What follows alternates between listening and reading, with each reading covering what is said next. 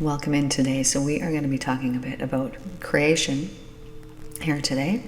Our universe is composed of unexpressed divine expression, resting, meaning living in a holding state, in equilibrium, waiting to be awakened, summoned, made alive, expressed through consciousness. I'll explain more. So, our universe is not solid matter. Science knows this, and Jesus knew this, and thus he was able to create miracles of matter because he understood the laws of the universe. So some of my clients have also witnessed this as they've had seemingly miraculous healings, but what they are actually witness to is the divine love that has been awakened from equilibrium and made manifest. They are witnessing the truest expression of divine love, perfect love, whether this be in the mind, the body, or the spirit. So the universe is not solid. Science knows this. Science knows a lot of things, but they don't know everything. All of creation was made, all of it was made to express this divine nature. It was just made to express the divine nature. And those things which are in closest alignment with true divine nature, which is a state of unfathomable love, bring about goodness and harmony, laughter, and beauty into the world. And therefore, if your thoughts are in alignment with the true nature, you will send out only the goodness, and only the goodness will be returned back to you. I'm speaking for you a fact of existence.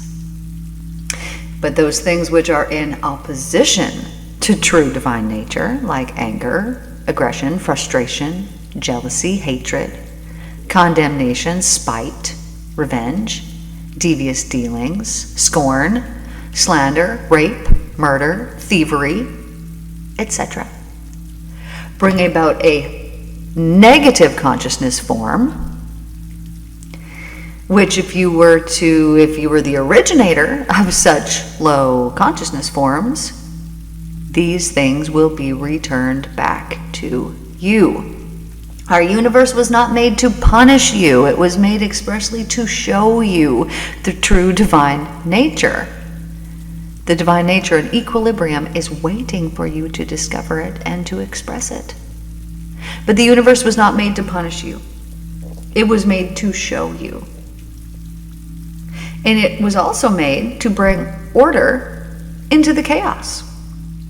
If you were to go out and put only negativity out into the world and cause all kinds of harm to people, and none of that harm was to return back to you, well, that wouldn't be right, would it? People would be pissed. They'd be like, "What? This guy does these things and nothing bad ever happens to him." I'm telling you, don't worry about anybody other than yourself, baby, because that's not the case. When people are harming other people, it's because they are so very harmed themselves.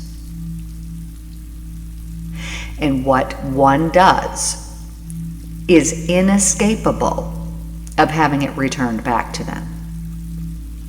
Now you might say, "But these people do these things all the time, and I'm a good person, and these good things never happen to me, and I'm always giving, and I never get, and I never receive." And if you're saying that, you're right. That is true.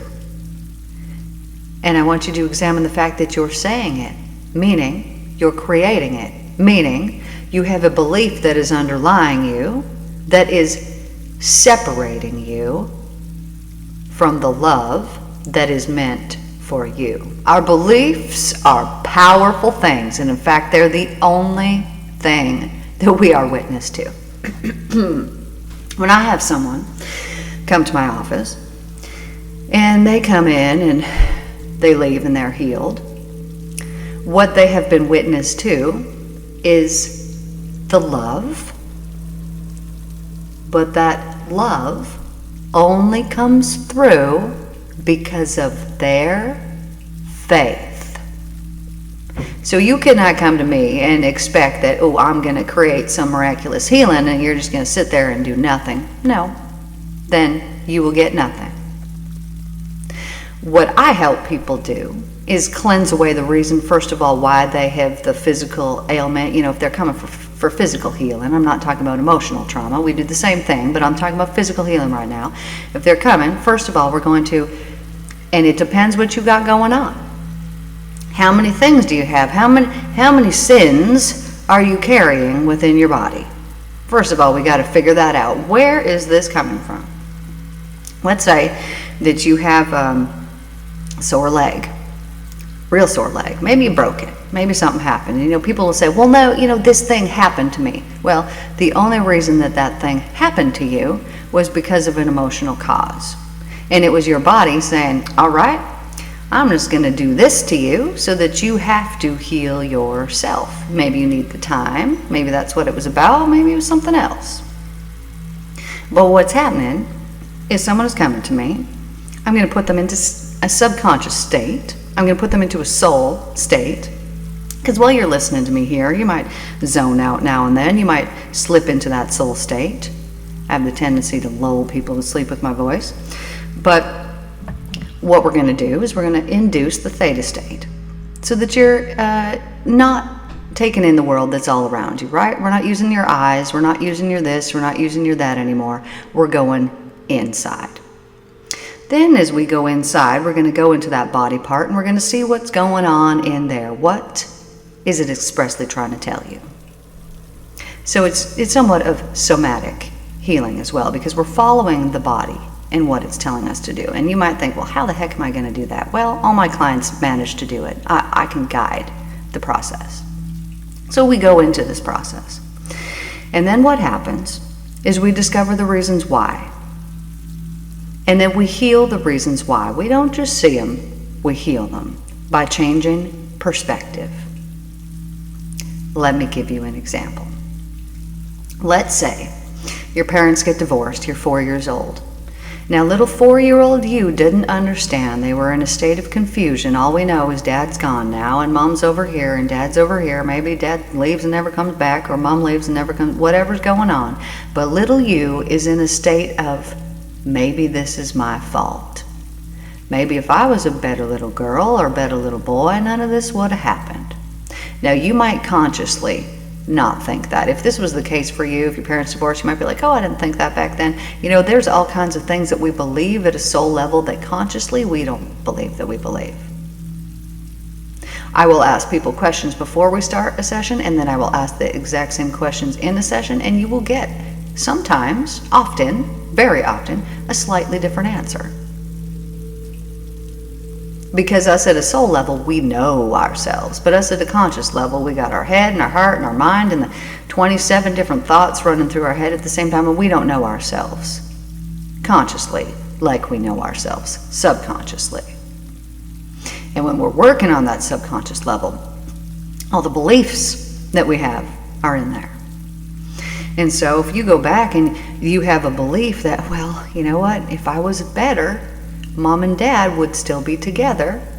There's a belief there of I need to be better. And so maybe you grabbed onto that when you were 4 years old, and because you have a belief of I need to be better, that means that I'm not good enough. And then you perpetuate that belief through your entirety until you discover it. And situations will prove that belief to you over and over and over and over again. You'd be like, see, I knew I wasn't good enough. See, I wasn't good enough. See, I knew I wasn't good enough. And you are not proving that you're not good enough. You're proving the belief that you hold about it. And as soon as you change it, as soon as you experience that for the last time, and you discover the truth, and you think, oh, I'm not living like this anymore, then everything changes for you. Everything changes for you. And then very soon, you don't have those experiences coming up to be like, see, I told you that this was going to happen. I told you this was going to happen. You then have a new belief that's like, see, I told you were good enough, honey. You always have been, you always will be. And your belief completely shifts, and then you start believing in that, and then you get all kinds of proof of that, of the truth. Because those things that are in closest alignment with the true nature of the divine, which is a state of unfathomable love, bring about only goodness and harmony and laughter and beauty into the world. And so if your thoughts are in alignment with that true divine nature, you will send out only the goodness, and only the goodness will be returned back to you. And I'm speaking for you, a fact of existence. So if you say, oh, I only do good and I send out and I help people, but nobody ever helps me and all these things, then that's your belief, that nobody ever helps you. Change the belief. Now these can be difficult, because you could have been believing this your whole life. You might be 80 years old right now listening to this, and you're thinking, you know what, all this good that I put out, nothing ever good happened to me. Okay, not only did you believe it, not only did you speak it, but you probably acted on it to prove it to yourself, that you just kept giving more and more and more and more, and expecting that you would get absolutely nothing in return. And on top of that, you probably had this little feeling of, I guess, maybe the divine loves these other people who I'm helping more than he loves me, or whatever else happened to be there. All of these things that are harmful to you come from your own mind and your own belief system, and the divine has nothing to do with those. This is your free will that you have chosen unknowingly. You didn't know you were choosing that. You didn't know it was your beliefs. You didn't know that. But now that you know that, you can change it. And you have to change this at a subconscious level. Or you could tell yourself daily mantras. You could tell yourself daily affirmations to change those things. And it will take months and months, but it will work eventually. Or you can do subconscious healing. You could go over the mental cleanse series, and you could do some healing over there and release those things that have been so harmful and hurting you. But it's on you, because it's your free will. We were given this free will. You can choose the love, or you can choose the hell. Every day, all day long, you get to choose it. Choose it, choose it, choose it, choose it. You get to choose it. And when you choose the love, you get more love. And when you choose the hell, you get more hell. And you are actually creating it in your universe. Okay, so let's go back here. So our universe is composed of unexpressed divine expression. Now, divine expression is a perfect equilibrium. So imagine, let's go deep here. Imagine you put your two hands together. So your palms together and your fingertips together. So the inside of your hand, that there's this empty space. Now on the right side here, feminine energy. On the left side here, masculine energy. So if you were to think about perfect motherly love being on the right side and perfect fatherly love being on the left side. Now I'm talking perfect. I'm not talking about your parents, because they weren't perfect. Maybe they were. Lucky you. That would be wonderful. I hope that was the case, but I bet they weren't. Now imagine the most perfect motherly love on the right side, right? So she's cooking for you, she's cleaning for you, she's tending to your wounds, she's making sure that absolutely everything is in order and that you feel so cared for, taken care of, and deeply, deeply loved. Now on the left side here is the masculine energy, and so that energy provides for you. It makes sure that you have everything that you need. It protects you and it keeps you so safe. And it makes sure that you are absolutely protected, cared for, nurtured, safe, all the things. Now this perfection here is that perfect love. And I'm explaining to you on human terms, because there's not really the words to explain something that you haven't experienced before. But just imagine it's perfect. Absolutely perfect. And now all this space that you see around you, all this empty space, so everything where you see nothing, there's tiny little invisible particles that you cannot see in this space. And they are waiting there in that perfect equilibrium. They're just waiting there. It's just there. Now what happens is we use our free will, which is our thoughts, our words, and our actions. We get to choose them all. We get to make the decisions. And we use these words and thoughts and actions, and they go out from us. We send them out, just like you notice somebody walk into a room, you feel somebody's energy in the room. This is what I'm talking about. You send that energy out of your body, and it imbues, it fills up, it activates, it makes alive all of that space that's out there. Makes it, wakes it up.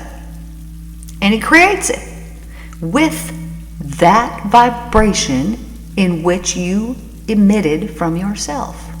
So if the vibration that you send out was filled with goodness and truth and love, well, you have now activated that space around you, and it will be made manifest, made visible in your visible reality at some point. However, if you are sending out in the exact same way, because we're doing this in the right now, constantly, every single second, if you are sending out negativity, if you're sending out the low vibes, the bad vibes, which we talked about earlier, jealousy, spite, revenge, hate, love, all the things, anger, all those things, you are still filling up that empty space, but you're filling it up with that. And that will be returned to you, and that will be made manifest in your life. That is what will come into your visible reality, and you'll say, why is this happening to me? And I will say to you, it's because you created it. You must have wanted it. Or through your ignorance and not wanting it, you still created it, because you didn't know that's what you were doing. So when you send out the goodness will be returned back to you. And when you send out the badness, if that's a word, then the badness, if that's a word, will be returned back to you. So you get to choose what is it that you want. And every day we get to choose through our free will. Thank you, Divine, for giving us free will. Because if we didn't have that free will and we didn't get to make the decisions and we were just living in the love, would we be learning? Would we be evolving? No, we wouldn't. And that's why we're here. It's evolution of consciousness. But there will be some enlightened souls that understand this on such a deep level that they can't unknow it. When you know something, when you've ever been told something, when you discovered something and you think, okay, well, I can't unknow that, this is the same. That love and the understanding and the knowledge behind that love can't be unknown once it's been felt and experienced. Can't be unknown. And along the same lines of when you get to really truly know it, it will eliminate any doubt that you have, because somebody might be out there and say, oh, I always have a little bit of doubt. Then you need to spend more time. You need to spend more time. Give yourself more time, because I bet that you don't give yourself enough time. Do you sit there? Do you meditate for hours on end? Do you sit there and you say, hey, Divine, I'm not going to end this meditation until you give me this, because I've done that. You can sit there and you can just say, well, I'm just going to sit here and I'm just going to wait until the Divine moves into my body and tells me what it is that I need to know. And then you might end up sitting there for 45 minutes. You might end up sitting there for 3 days. I don't really know. Usually for me, it's not too expressly long, but sometimes it's a longer time than I would like for it to be. But you just sit there and you just wait until the Divine comes in and gives you a message. Now, some people might think, maybe you're listening to me because you think that the Divine can't talk to you, and I'm going to tell you, yes, the Divine talks to everybody, but sometimes we don't listen.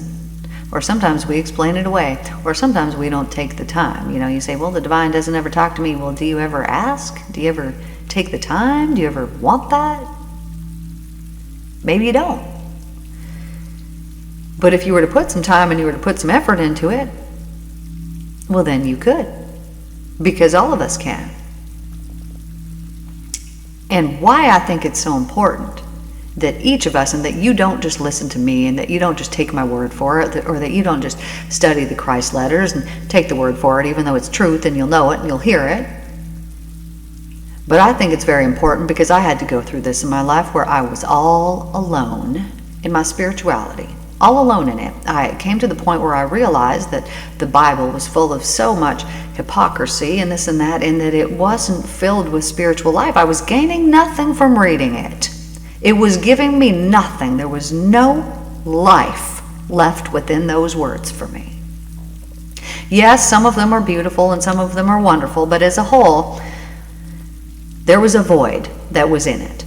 And so, through seeking and finding the Christ letters, and reading it and hearing it, and I hear the truth different than other people. I hear it in my right ear, and it's like it tastes sweet like candy.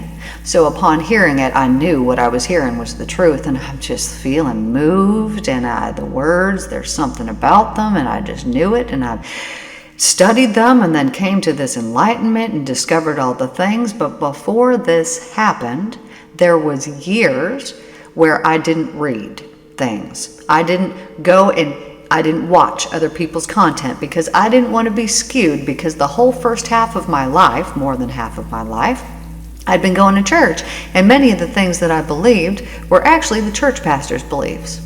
Now, I didn't realize this until I had a friend, love my friend, and she would start to ask me questions because she had the Jehovah's Witnesses coming around. So she'd say, hey, they told me this. What do you think about this? And so I'd tell her what I thought, and she'd say, well, where's that in the Bible? And I'd go to look it up, and I'd be like, it's not in there. All right. I guess that was my church pastor's beliefs. And this went on for months and months and months and months and months and months and months. And I loved it. This Bible debate made me really realize that, you know what? I don't actually believe in the Bible anymore. I believe some of the things that are in there. It's more of a historical account, but I don't believe that there's spiritual life that is in it, because I wasn't getting that out of reading it. Whereas when I was reading the Christ letters, I was getting spiritual life out of it. I was getting downloads. I was getting all of these things. But I tell you this to tell you this. Upon realizing, okay, maybe the Bible's not for me, I just stopped investing in what other people had to say. And I thought, I'm just going to meditate. I'm going to do my own thing. And it was through doing that, and it was so important that I did that I discovered my deep and true connection with the divine. When I was out, I wrote a book a few years ago. You guys can listen to it for free on here or buy it for a couple bucks on Amazon. It's called The Way to Peace by Michelle Sinclair.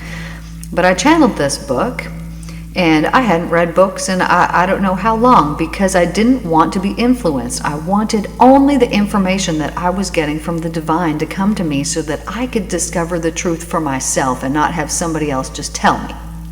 Because growing up, my dad just told me, well, this is the truth, and you're lucky you were born into the right church so that you're not going to end up in hell. And I'm like, but Dad, but what about all those billions of people that believe different things than us? Yeah, well, unfortunately, all of them are going to hell. What? Of course, this is, it almost makes me want to cry that there's so many people that actually believe that there's billions of people going to hell because they believe something different than what they believe, and that they believe that God loves them and not those other people. It's sad, and it's damaging, and it's incorrect. It's just not right. It's not truthful. And it makes me sad that people waste their life being judgmental and saying, those people are going to hell, they need to think this and they need to think that, and they're causing so much damage by just even judging the people that don't believe the way that they do, when what we are meant to do while we are here is to express only the love. We're just supposed to spread only the love, and Jesus, that's what he did. He healed people with the love. He would preach about it, and then he would heal the people. He would say, it's only about love, blah, blah, blah, blah, blah. Now bring your sick people to me. See, look what love can do. Healed, healed, healed, healed. This is what he would do. And then those people who listened, some of them understood. But when you listen to this, right, there's many, many, many, many, many, many lessons that you could learn on here that, I'm preaching. Each day is a little bit different. Well, Jesus had these people in a crowd for a day. They weren't following him around forever, except for some of his disciples, and he only had them for a few years before he died. There was only so much that they could learn. But he had all the knowledge contained within himself. He knew it all, but he could only share so much at a time. So these crowds of people, well, he probably only had them for an hour or two, or however long they were hanging out, certainly not longer than a day.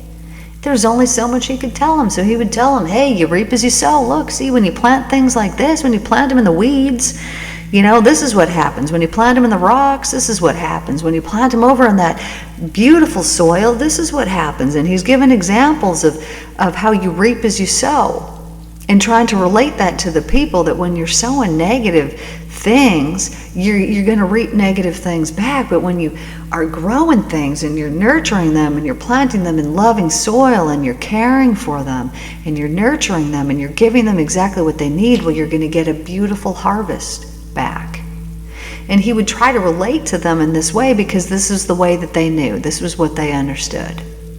But he only had so much time with them. But lucky for us, 555 I see on my sound forge here as I said that, things are changing because we've got the time. Just like you've got the time right now. We're 26 minutes in, you've got the time. Why? Because we're driving places. Well, back in the day, they didn't have a radio. They didn't have Jesus radio that they could just throw up in the back of their truck that they didn't have, or on the back of their donkey and go and listen to the messages. They didn't have that. It wasn't a thing. But we have that now, so we can learn real quick all the things that we need to learn. So I'm telling you, I love that you're here. I love that you're listening to me. And if you've just gotten out of a very dogmatic religion, welcome. But I want you to not just only listen to the words that I'm saying, spend some time in meditation so you can discover some divine truths yourself. How do you do this? You just sit there and you wait. You just sit there and you wait. You sit there and you close your eyes and you set the intention, divine, I want you to speak to me today. I want you to tell me something that I need to know. And then you take yourself nice, deep, relaxed state and you just sit there and you just wait. And how will you know that it's the divine? How will you know? Well, because it won't be a thought that's yours. You'll think, that's weird that I came up with that. Well, it's because you didn't come up with that. That's why. Because you didn't come up with it. Because the divine came up with it. But practicing this is so important. Because then this way, if you hear something and you're not too sure about it and you're questioning it and you're like, oh, I loved all that, but about, around this minute, I wasn't sure about this thing that was said. Wonderful. Then you can go in and you can take yourself into that state and you can say, hey, divine, what about this? And then you get your answer. And you won't get it from a book. You won't get it from something somebody else told you. You will get it from the divine directly. And then you will know that you know, because it'll hit you differently. And it's just so important that what you send out is goodness, because that goodness is going to come back to you. And so as we said here when we started, our universe is composed of unexpressed divine expression. So what are you filling it up with? Because it's you that gets to fill it up. This is why you could be with someone, literally next to someone, same environment, and have a completely different experience than somebody else. Maybe you've experienced this before. Maybe you went on a trip, maybe a tropical trip, and you're reading the reviews, and all of them are pretty good, and then all of a sudden you see that one that's real bad that's like, don't go here, this place is terrible, blah, blah, blah, blah, blah, blah, blah, blah, blah, and then there's another good one, and another good one, and another good one. That is an example of reaping and sowing. That is an example of that what is in that person's reality will affect that person. But what's in the next person's reality is going to affect that person. We're all living our own individual experiences. So this is why I'm saying you could be with someone, literally sitting next to somebody. You could be having the exact same meal. You're having the same meal, but yet you had an amazing experience having this meal, and the person who is sitting next to you had a terrible experience with that exact same meal that you had. How is it possible? It all begins with your consciousness and what frequency you are emitting, because that frequency is held within that equilibrium all around you is held within that space, that vibration, and it creates. Now, you could know this from, I've seen it on TikTok, how they put the different vibrations on those plates that have sand on them, and depending on the vibration, it makes a different shape in that vibration. This is what I'm talking about here. That you can imbue all that space around you with beautiful, beautiful divine truth and love. And the expression of that, you can fill it up with that beauty, the divine nature all around you. Or, because you have free will, you can choose, you can make decisions, you can fill it with anything that you wanted. Low frequency, low vibrations, fear, anger, revenge, hate, all those things, you can fill it up with that. And that holds a very specific vibration, and it will imbue everything, including the food that you are eating. And therefore, if you're sending out the goodness and the person who's sitting next to you is not sending out that goodness, they will experience what they are sending out. You will experience what you are sending out. You are the creative mind behind the reality in which you live. Your mind is that creative force, and you can fill it with love and hope, and you can cleanse away, mentally cleanse away all of those things that are not in alignment with that truth and that love, and you will be living in the goodness. Heaven on earth, baby. Or, through your free will, you could choose to live in the fear.